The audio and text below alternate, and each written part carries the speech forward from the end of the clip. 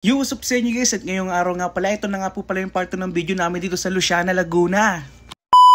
Pagkadating nga lang namin dito sa Barangay San Salvador at agad-agad na nga rin pala kaming inassist ng aming tour guide. Dito nga ino-orient na kami kung anong pwede at hindi pwedeng gawin habang papunta sa Hulugan Falls. Para na rin sa safety namin kasi first time lang namin pumunta dito. At pinapirma na rin kami ng kanya-kanyang waiver. At sasakay nga pala kami ng tricycle kasi medyo malayo-layo pa yung papuntang Hulugan Falls. At sabi ng mga taga dito kung hindi kami sasakay ng tricycle, mapapagod daw kami agad kasi sobrang layo ng Hulugan Falls. Mga ilang minuto nga lang at nandito na rin pala agad kami.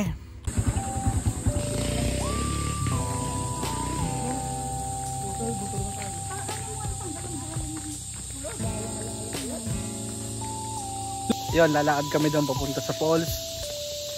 Napakalayong laka rin to. Kaya yan. Ito na nga po pala yung baby ko na si Kay, oh. Hey! Kahit mabigat yung dalang bag niyan, palaban yan.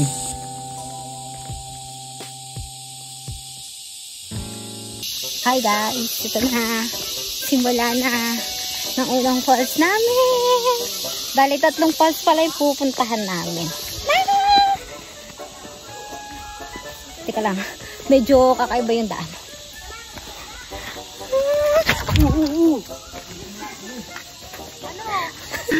Yun, nadulas na. Kitang-kita? Hindi naman. Masakit?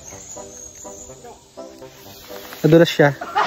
Hindi pa nga kami masyado nakakalayo-layo sa paglalakad. At ito na nga agad na bumungad sa amin. Napakagandang tanawin.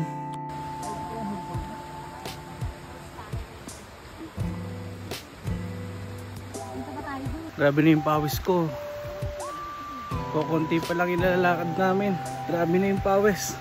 Yung pagpupunta kayo dito, medyo ingat-ingat lang kayo kasi sobrang ng daan. Pero kaya naman. Ayan, hanggang doon madadaanin nyo. Ano pre? Thank you, ate!